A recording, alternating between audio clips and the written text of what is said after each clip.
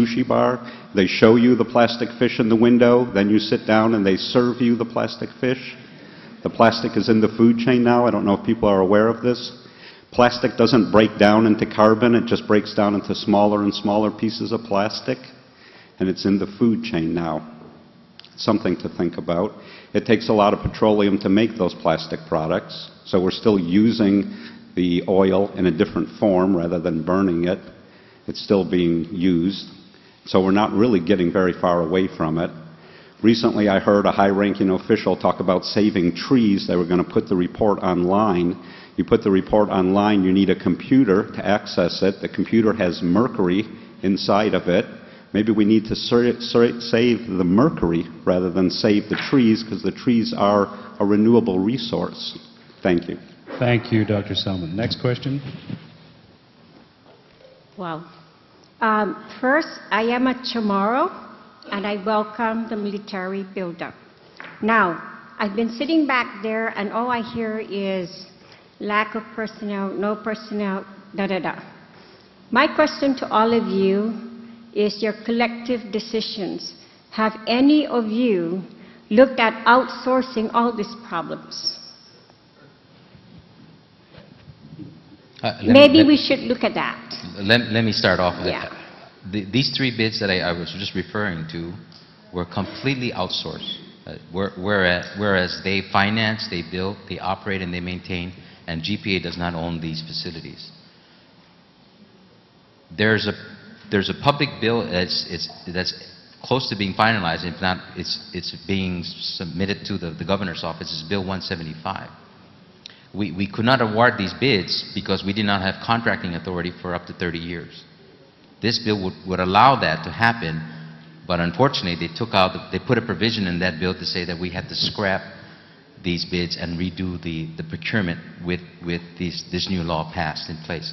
So from that aspect, I think to answer your question, yes, we've outsourced completely the wind farm and the two solar farms. But it's not reality, right? No, it's not.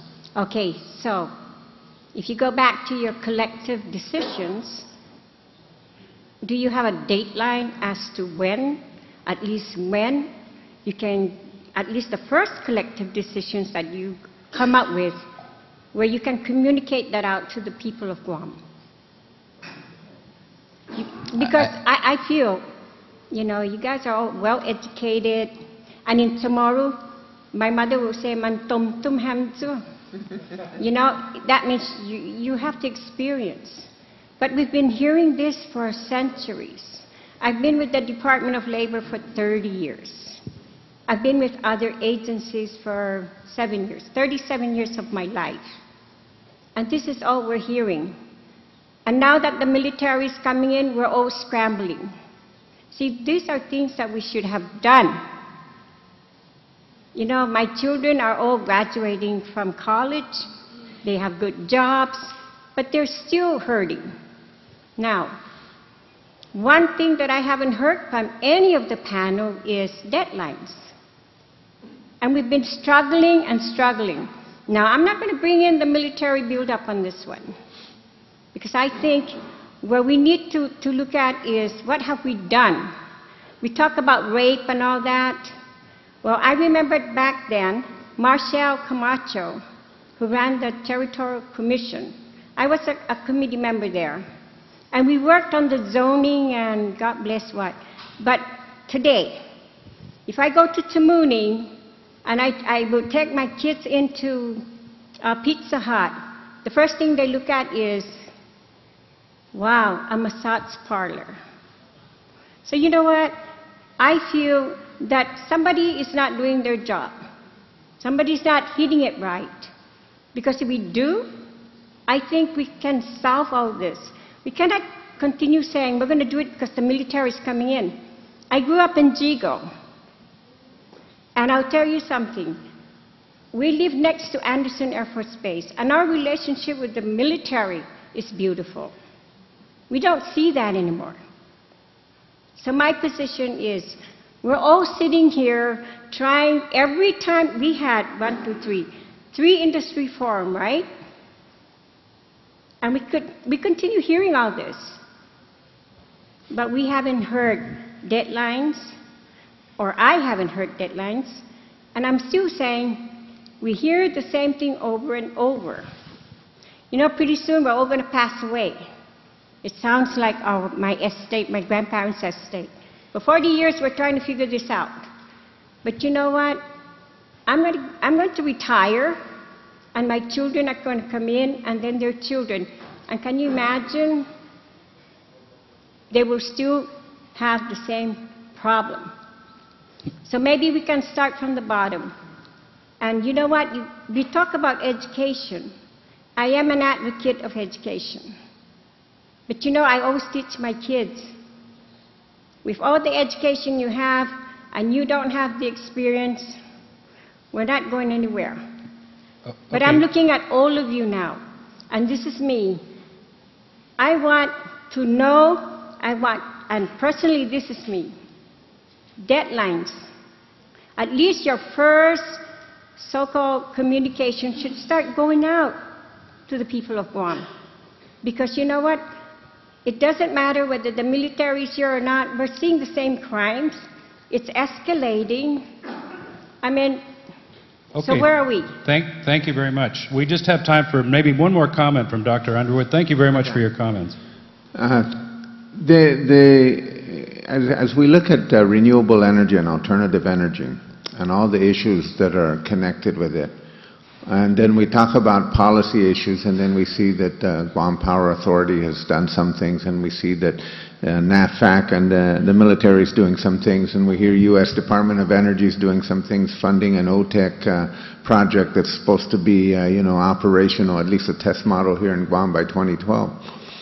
And then we hear about policy, but we don't really hear any opportunity as to how this is coordinated, or how, we've all sat here and we've all said we're one island, so at least on the issue of renewable alternative energy, if anything is, everything has politics in it, and everything has social division in it, and everything has different points of view on it. But if there's one thing I think almost everybody can agree to, is that we need to get off of oil and try to expand renewable energy and alternative energy. But how, what is the process? Now, I don't expect you to answer this right now, but really coming out of this conference, there ought to be an identified process about how these things are coordinated, and how each partner is responsible for what their level of responsibility is for coordinating this effort.